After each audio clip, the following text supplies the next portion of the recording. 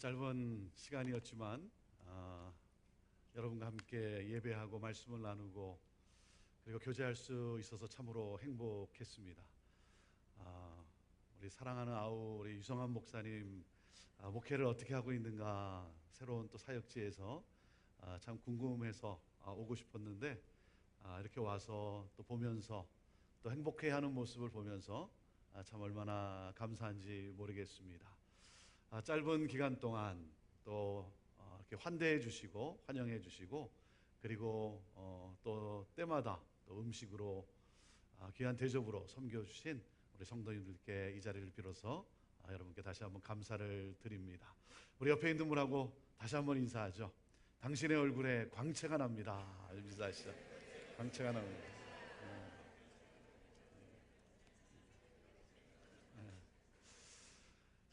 상황은 때로 우리를 눈물 나게 할 때가 있습니다. 환경은 우리를 우울하게 만들 때가 있습니다. 하지만 하나님이 나와 함께 하시고 내가 주 안에 있기 까닭에 감사할 수 없는 상황 속에서 감사하고 찬양할 수 없는 상황 속에서 찬양하고 기뻐할 수 없는 상황 속에서 기뻐할 수 있는 것, 이것이 바로 그리스도인의 능력인 것입니다. 여러분, 어떠한 상황과 환경이라 할지라도 하나님이 나와 함께 하시기 까닭에 그 하나님을 바라보며 그 하나님을 의지하는 가운데 여러분의 얼굴에 평강이 있고 여러분의 마음에 기쁨이 넘쳐나서 소망을 잃은 사람들이 여러분을 보고 소망을 얻게 되고 예수 그리스도를 모르는 사람들이 여러분 때문에 예수 그리스도를 만나게 되는 그러한 복된 삶을 살아가게 되기를 주님의 이름으로 축복합니다. 옆에 분 얼굴에 너무 광채가 나니까 궁금하죠? 어떻게 이렇게 얼굴에 광채가 나나 궁금하니까 한번 물어봐야죠. 자, 물어보시죠. 혹시 신세계교회 성도입니까? 혹시 신세계교회 성도입니까? 여러분, 교회에 대한 소문을 듣고 특별히 믿지 않는 분들이 이 지역에 또 많은 믿지 않는 분들이 밝은 얼굴을 볼 때마다 혹시 당신은 신세계교회 성도입니까? 혹시 당신은 크리스찬입니까? 이 질문을 많이 받고 하나님 앞에 서게 되기를 주님의 이름으로 축복합니다. 마태복음 16장에 예수님이 이렇게 말씀을 하십니다. 내가 이 반석 위에 내 교회를 세우리니 음부의 권세가 이기지 못하리라. 예수님께서 당신의 교회 그 에클레시아를 세우시겠다라고 말씀을 하셨어요. 여러분, 에클레시아는 뭐라 그랬습니까? 주는 그리스도시요 살아계신 하나님의 아들임을 믿는 그 사람을 말하는 거예요. 예수는 구원자시고 예수는 하나님이시다라고 하는, 여러분, 이 믿음을 가진 사람, 그 믿음을 가진 그 회중, 그 공동체가 바로 에클레시아 교회라고 하는 것입니다. 그렇기 때문에 사랑하는 여러분, 저와 여러분이 교회라고 하는 사실이에요. 내가 교회라고 하는 사실이에요. 여러분, 교회를 다니지 마세요. 교회를 다니지 마십시오. 교회가 되십시오. 교회를 왔다 갔다 하는 사람이 아니라 저와 여러분이 건강한 교회이어야 하는 거예요. 여러분, 그렇기 때문에 여기에 100명이 있다라고 생각해 봅시다. 여기에 100명이 있는 것, 이것을 교회라고 말하는 것이 아니라 여기에 있는 이 100명이 내 삶의 현장에서, 내 가정에서, 내 일터에서 여러분 100개의 교회로 살아가는 것, 내 삶의 현장에서 100개의 교회로 살아가는 것, 여러분, 그것이 바로 교회인 거예요. 사랑하는 여러분, 그렇기 때문에 기도할 때마다 주여, 교회를 교회되게 하여 주옵소서. 교회로 살게 하여 주옵소서. 여러분, 교회를 교회되게 하는 것은 무엇이겠습니까? 그것은 바로 복음이에요. 복음입니다. 여러분, 저는 우리 모두가 복음에 견고히 서게 되기를 주님의 이름으로 축원합니다. 이 복음은 우리를 죄와 사망에서 구원하는 능력입니다. 그리고 복음은 우리를 구원의 이 삶을 살게 하는 능력이에요. 복음은 교회를 교회되게 하는 능력입니다. 여러분, 복음이 흔들리면 그러면 다 흔들리고 마는 거예요. 교회는 흔들리고 마는 거예요. 중국집에 가서 짜장면을 주문을 하면 여러분 꼭 따라 나오는 게 있죠. 그 따라 나오는 게 뭡니까? 단무지라는 거죠. 단무지. 그걸 다른 말로 뭐라 그래요? 닭광이라 그래요. 닭광. 여러분, 그래요. 여러분, 복음이 흔들리면 교회는 다 꽝이에요. 다 꽝이에요. 교회는 무너지고 마는 거예요. 얼마 전 독일에서 국민들을 대상으로 세계 역사에 가장 크게 기여한 독일인은 누구입니까? 라고 하는 설문조사를 했다고 합니다. 독일 이 국민들을 대상으로 세계 역사에 가장 크게 기여한 독일인은 누구인가? 라고 하는 설문조사에 여러분 1위에 오른 인물이 누구라고 생각을 합니까? 1위에 오른 인물은 괴테도 아니었고 베토벤도 아니었고 물론 히틀러도 아니라 1517년 종교개혁의 포문을 열었던 마틴 루터였습니다. 종교개혁이라고 하는 말은 사실 교회개혁이라고 말할 수 있습니다. 교회가 교회의 본질로 돌아가자라고 하는 회복운동이었어요. 천주교의 사제였던 마틴 루터는 의를 얻고자 열심히 했어요. 정말 의로운 사람이 되고자 열심히 했어요. 그래서 그는 죄가 생각이 날 때마다 고해성사를 합니다. 어느 정도로 고해성사를 했냐면 어느 정도였냐면 이 고해성사를 하려고 매일 오니까 신부가 죄를 좀 모아가지고 와라 라고 할 정도였다고 합니다. 그는 의를 얻고자 그렇게 열심히 했어요.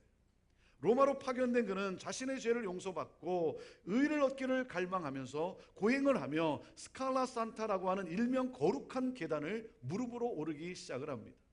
무릎으로 오르며 기도하며 계단에 입맞춤하고 28계단을 다 오르면 모든 죄를 사함받고 의로워질 수 있다라고 하였기 때문이에요. 그러던 어느 날 무릎으로 올라가고 있을 때 로마서 1장 17절의 그 말씀이 그의 가슴을 울립니다. 복음에는 하나님의 의가 나타나서 믿음으로 믿음에 이르게 하나니 오직 의인은 믿음으로 말미암아 살리라 함과 같으니라. 오늘 본문 11절에 나오는 하박국 2장 4절의 말씀이, 이 말씀이 그의 영혼을 울리면서 마틴 루터는 영혼의 짐을 벗게 됩니다. 영혼의 자유함을 얻게 돼요. 사람의 행위로는, 고행으로는 마음의 평안과 구원을 얻을 수 없고 오직 믿음으로 구원받는다는, 오직 믿음으로 자유함을 얻게 된다는 것을 그가 깨닫게 됩니다. 그리고 당시 로마 천주교회의 신부였던 이 마틴 루터는 위텐버그 성당 문 앞에 95개 조항의 그 반박문을 붙이며 교황청과 정면으로 맞서게 됩니다. 왜냐하면 교회가 너무나 타락하였기 때문이에요. 교회가 어느 정도로 타락했냐면 이 로마 교황청은 성 베드로 성당 건축을 위해서 막대한 재정이 필요했고 그래서 면죄부를 발행하였습니다. 면죄부 헌금함에 금화가 떨어지며 땡그랑 소리가 나는 순간 살아있는 사람만이 아니라 죽은 사람의 영혼도 연옥에서 천국으로 옮겨간다라고 설교할 정도로 그렇게 교회가 부패하고 타락하였어요. 마틴 루터의 외침은 이것이었습니다. 구원은 하나님의 은혜로 오직 예수 그리스도를 믿음으로 얻어지는 것이지 인간의 선행과 공로로 얻는 것이 아니다. 오직 성경, 오직 말씀으로 돌아가자. 본질로 돌아가자. 그의 외침은 교회만이 아니라 교회인 성도들의 삶에 영적 부흥을 가져오므로 사회 전체를 바꾸는 개혁 운동이 되었어요. 사랑하는 여러분, 교회 개혁은 오늘도 끊임없이 우리의 삶에 일어나야 돼요. 본질로 돌아가야 돼요. 복음으로 돌아가야 되는 것입니다. 이것이 바로 교회가 교회되는 길이요, 사회와 나라를 살리고 구원하는 길인 것입니다. 여러분, 복음의 핵심이 무엇입니까? 복음의 핵심은 이신칭의예요.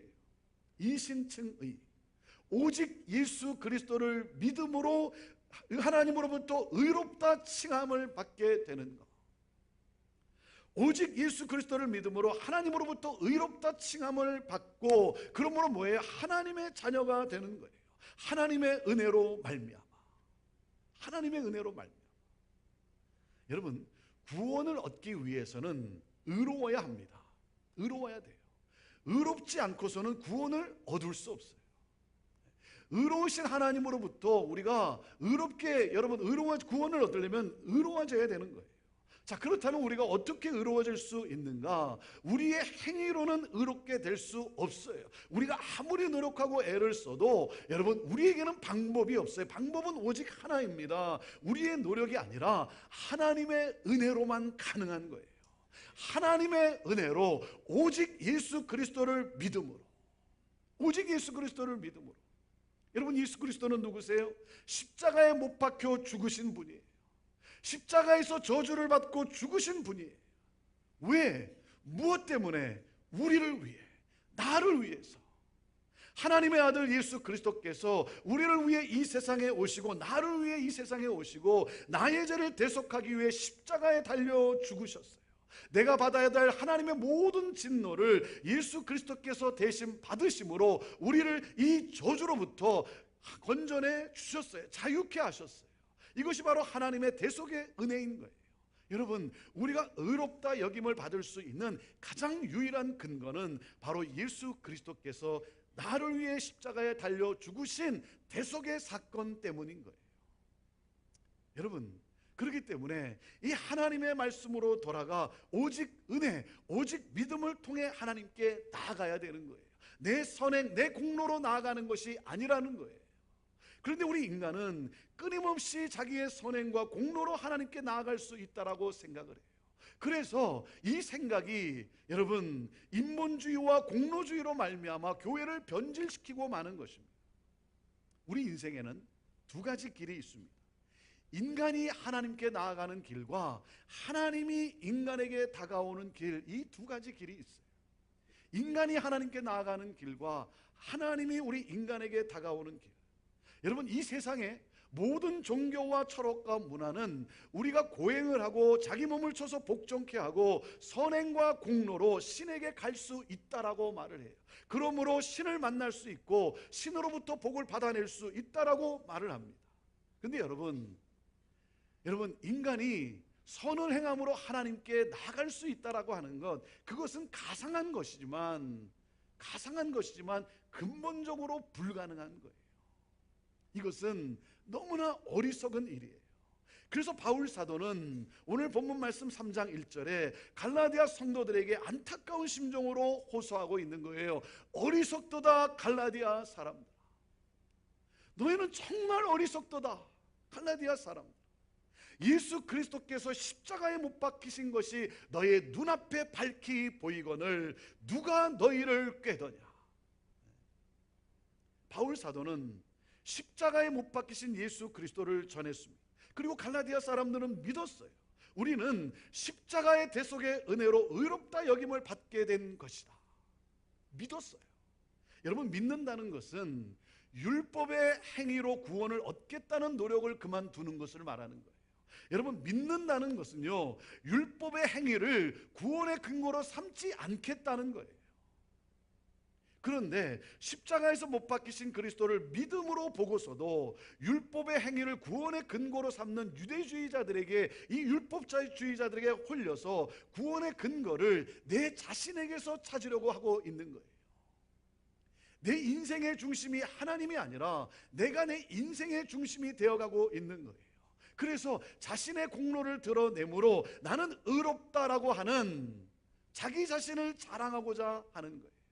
여러분, 이것은 예수 그리스도의 십자가의 죽음을 헛되이 하는 것이고 복음을 파괴하는 것입니다. 그것은 결국 복음으로 세워진 교회를 무너뜨리게 되는 거예요.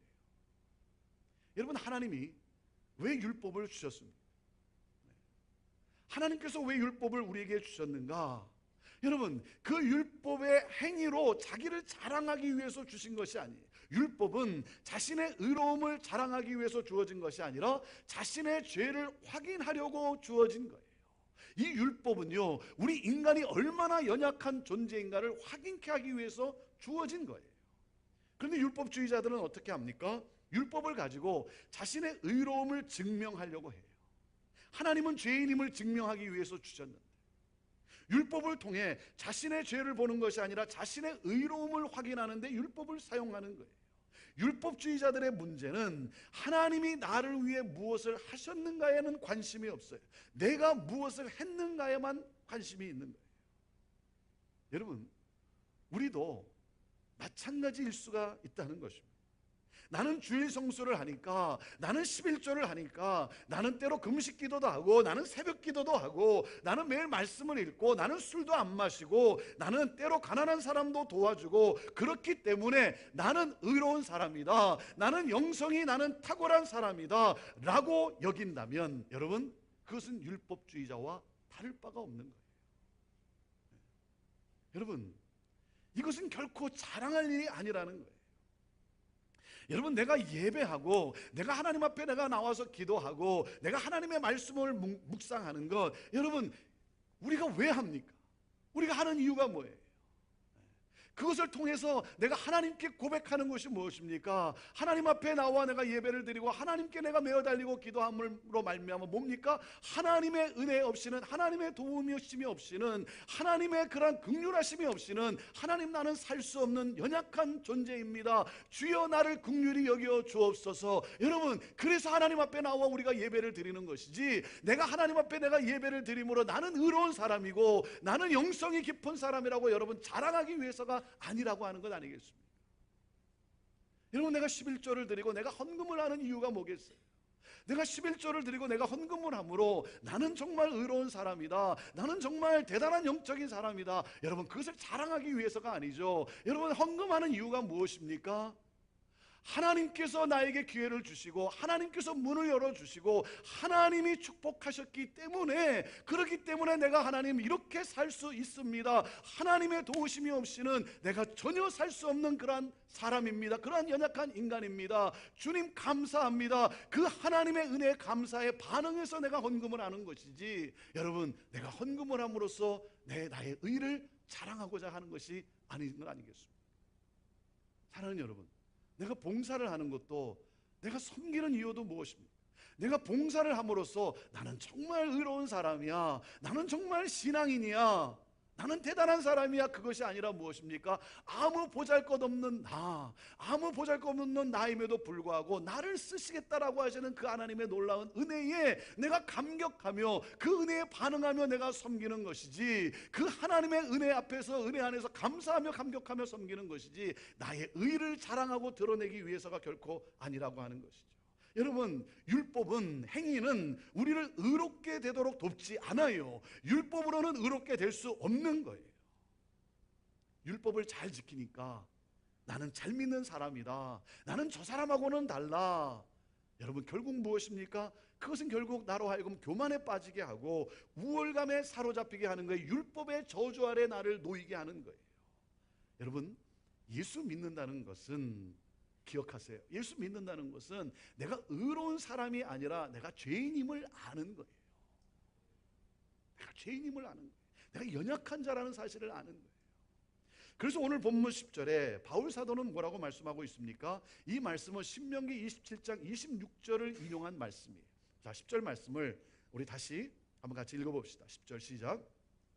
무릇 율법 행위에 속한 자들은 저주 아래에 있나니 기록된 바 누구든지 율법책에 기록된 대로 모든 일을 항상 행하지 아니하는 자는 저주 아래에 있는 자라 하였음이니라 그랬어요. 여러분, 율법을 완전히 지킬 수 있다면 율법을 행함으로 구원을 얻을 수 있어요. 그게 12절 말씀이기도 해요. 내가 율법을 완전히 지킬 수 있다면 율법을 행함으로 구원을 얻을 수 있어요.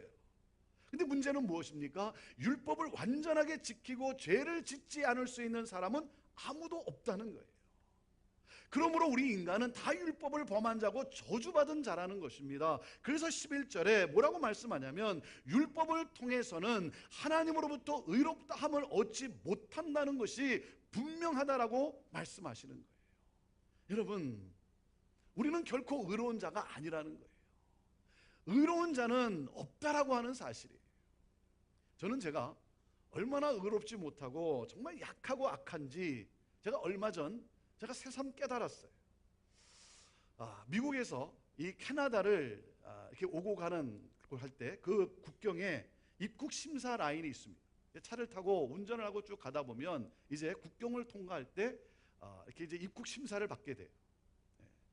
그런데 이 입국 심사를 받고 하기 때문에 이 국경을 통과하는 게 때로는 굉장히 오래 걸리는, 시간이 참 많이 걸리기도 합니다. 굉장히, 왜냐하면 차가 이 입국 심사를 받기 때문에 차가 길게 늘어서 있어요.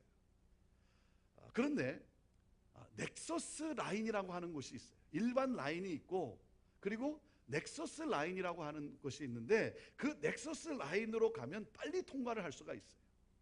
사전에 미리 다 등록을 하고, 그래서 그 넥서스 그 카드를 받으면 그것을 통해서 빨리 통과를 할 수가 있는 거예요. 그래서 제가 2년 전에 이 넥서스 카드를 신청을 해서 받았어요. 그런데 2년이 넘도록 제가 사용할 일이 없어 아쉬웠는데 얼마 전에 제가 캐나다를 방문하게 되었어요. 운전을 하고 가다가 캐나다 국경에 다다랐을 때 제 마음이 어떤 마음이었겠습니까? 제 마음이 어떤 마음이었냐면 일반인들의 라인이 길어야 하는 거예요. 이게 제 마음이었어요. 나는 넥서스 카드를 갖고 있으니까 그래도 이 넥서스 카드를 가지고 뭔가 보람이 있어야 되지 않겠는가. 그러니까 일반인의 라인이 길어야 되는 거예요. 줄을 길게 서 있어야 되는 거예요, 일반인들은.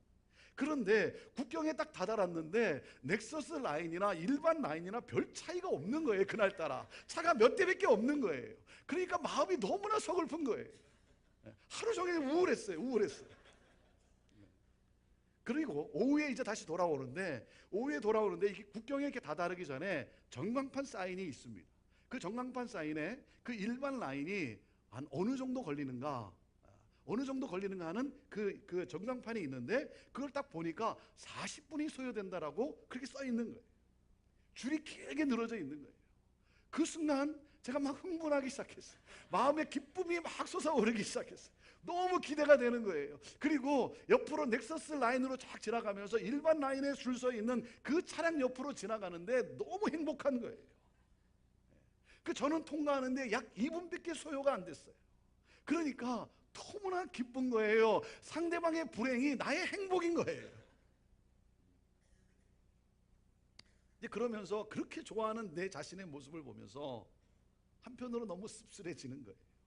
내가 마치 뭔가 된 것 같은, 나는 저 사람하고는 뭔가 달라라고 하는 그 우월감에 사로잡혀 있는 그러한 나의 모습, 너무나 이기적인 그러한 나의 모습, 내가 참 정말 이렇게 약하고 악하구나 하는 사실을 그때 제가 깨달았어요. 여러분은 어떻습니까? 여러분, 마켓에서 이렇게 줄을 섰을 때 옆줄에 서 있는 사람보다 내가 빨리 빠져나가면 그때 얼마나 통과하고 얼마나 기쁩니까? 내가 어디에 줄을 서면 빨리 나갈 수 있을까? 내가 잘 선택해서 줄을 섰다고 했는데 내 옆에 나보다 늦게 온 사람이 섰는데 그 사람이 나보다 더 빨리 통과하며 나갈 때 그때 여러분 느끼는 그 비통함이 있지 않습니까? 여러분, 이게 인간이라는 거예요. 여러분, 이 세상에는요, 의인은 없어요. 이 세상에는 성인이 없어요. 이 세상은 죄인만 있을 뿐이에요. 여러분, 율법의 행위로는 하나님께 나아갈 수 없습니다. 의롭게 될 수 없어요. 저주에서 벗어날 수 없어요. 자, 그렇다면 어떻게 의로워질 수 있는가? 우리가 어떻게 저주에서 벗어날 수 있는가? 그래서 바울 사도는 11절에 분명하게 선포합니다. 의인은 믿음으로 말미암아 살 것이다. 의인은 믿음으로 말미암아 살 것이다. 여러분, 바울 사도가 누구였습니까? 그는 율법을 지킴으로써 하나님 앞에서 의롭다함을 얻기 위해 철저하게 노력한 사람이었어요. 그는 회심하기 전까지 예수는 자기의 죄 때문에 죽었다라고 그는 그렇게 믿었어요. 예수는 안식일을 범하고 아니 어떻게 하나님으로부터 왔다라고 하는 선지자가 하나님의 율법을 지키지 않는다는 말인가? 그리고 어떻게 하나님을 자기 아버지라고 하는 이 신성 모독죄를 범할 수 있단 말인가? 그래서 여러분, 이 바울이 내린 결론이 무엇입니까? 예수는 자기의 죄로 말미암아 하나님으로부터 저주를 받아 나무에 달려 죽은 것이다. 구약의 신명기 21장 23절에 나무에 달린 자는 하나님께 저주를 받았음이라고 하는 그 말씀이 그에게 응한 것이라는 확신을 가졌어요. 그래서 율법의 의를 그는 더 지키고자 이 이단 사상을 전파하는 예수쟁이를 박멸해야 되겠다라고 나선 것이에요. 그런 그가 다메섹으로 가는 길에서 부활하신 예수님을 만나게 됩니다. 예수님을 만나요. 예수님이 그를 만나줘요. 사울아 사울아 내가 어찌하여 나를 핍박하느냐. 그 순간 그는 이렇게 질문을 합니다. 주여 누시옵니까? 주여 누시옵니까? 그때 그에게 음성이 들려옵니다. 나는 너가 핍박하는 예수다. 나는 너가 핍박하는 예수다. 여러분, 그 순간 바울은요, 자신이 가지고 있던 확신이 산산이 부서지고 맙니다. 예수 그리스도께서 저주를 받은 그것은 바로 나의 죄를 대신해서 나를 저주에서 속량하기 위해서였구나. 율법의 행위로서가 아니라 나의 어떤 노력과 나의 어떤 의로운 행위로서가 아니라 오직 믿음으로 의롭다함을 얻는다라고 하는 이 진리를 바울은 깨닫게 됩니다. 그래서 바울은 하나님의 이 엄청난 사랑에 감격하며 그리스도의 대속의 은혜를 증거하는 일에 자식의 생명을 드리는 삶을 살게 됩니다. 사랑하는 여러분, 왜 예수 그리스도께서 나의 죄를 대신해서 저주를 받으셨습니까? 왜 나의 죄를 대신해서 저주를 받았는가? 그 이유를 오늘 본문 14절에 우리에게 이렇게 말씀하고 있습니다. 자, 14절 말씀 같이 읽어봅시다. 14절 시작. 이는 그리스도 예수 안에서 아브라함의 복이 이방인에게 미치게 하고 또 우리로 하여금 믿음으로 말미암아 성령의 약속을 받게 하려 함이니라 그랬어요. 여러분, 예수 그리스도께서 왜 내 죄를 대신해서 저주를 받으셨는가? 첫 번째 뭐라고 말씀합니까? 아브라함의 복을 받게 하기 위해서라는 거예요. 여러분, 아브라함이 받은 복이 무엇입니까?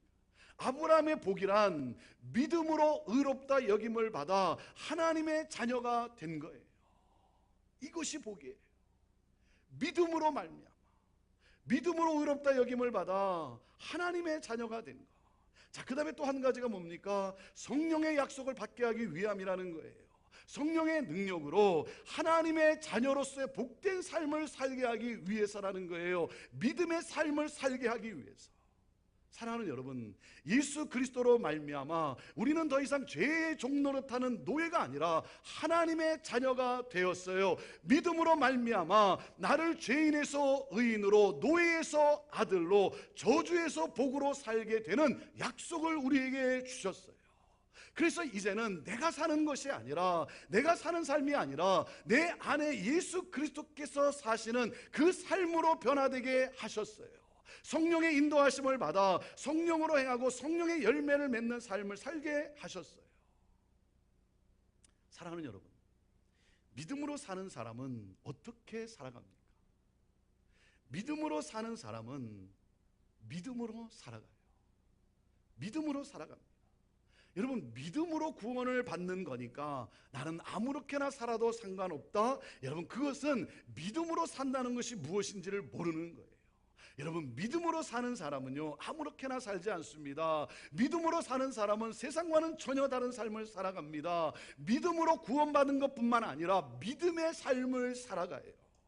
여러분, 믿음은 온전한 순종으로 나타납니다. 아브라함이 어떻게 했습니까? 본토 친척 아비집을 떠나라고 하는 말씀에 여러분, 믿음으로 떠나요.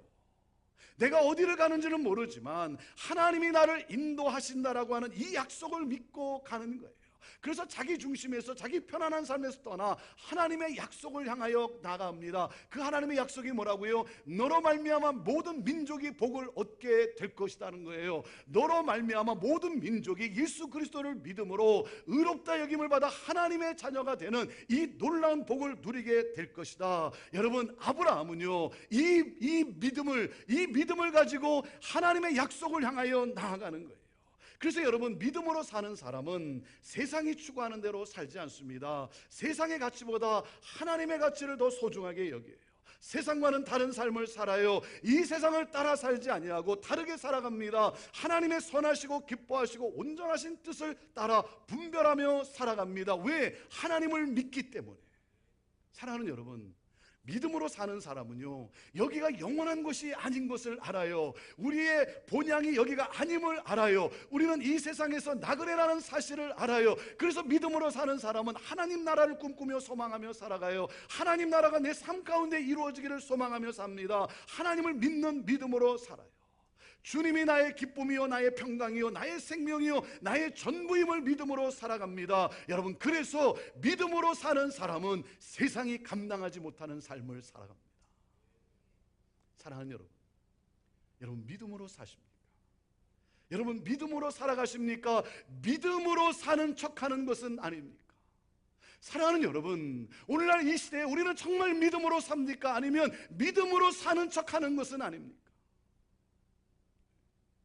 나의 자아와 욕망을 십자가에 못 박고 나를 사랑하사 나를 위하여 자기 몸을 주신 예수 그리스도, 그 예수 그리스도를 믿는 믿음으로 우리가 살아가십니까? 내 안에 사시는 예수 그리스도, 그 예수 그리스도의 인도하심을 따라 성령의 열매를 맺으며 여러분 살아가십니까?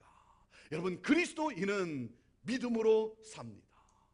믿음으로 살아요. 예수 그리스도께서 나의 죄를 대신해서 십자가에 달려 죽으심으로 말미암아 여러분 나로 하여금 의롭다 여김을 받게 되고 하나님의 자녀가 되었다라고 하는 여러분 이 믿음으로 살아요. 그래서 사망에서 생명으로, 죄인에서 의인으로, 노예에서 자유로, 저주에서 복으로 옮겨졌음을 믿습니다. 그리고 그리스도인은 믿음의 삶을 삽니다. 믿음의 삶을 살아요. 예수 그리스도께서 나의 삶을 책임져 주시고 나를 인도하시고 나로 하여금 반드시 분명히 승리케 하신다는 이 믿음을 가지고 살아갑니다. 그래서 오늘 내가 당하는 고통과 고난도 우리 주님은 마침내 합력하여 선을 반드시 이루어 주실 것을 믿고 일어나 믿음으로 나아갑니다. 사랑하는 여러분, 그렇기 때문에 인생의 한밤중에 여러분 절망하지 마세요. 고난의 한복판에 여러분 좌절하지 마십시오. 여러분 하나님의 기적을 체험할 위대한 시간이 될 거예요. 그 모든 사건은 하나님의 놀라운 기적을 체험할 사건이 될 거예요. 사랑하는 여러분, 이 약속을 받은 복된 성도들이요, 우리 믿음으로 삽시다. 우리 믿음으로 삽시다. 그러므로 진정한 평화와 진정한 평강과 기쁨과 은혜를 누리면서 하나님께 영광을 올려드리는 그러한 삶을 살게 되기를 주님의 이름으로 축원합니다. 의인은 오직 믿음으로 삽니다. 기도합시다.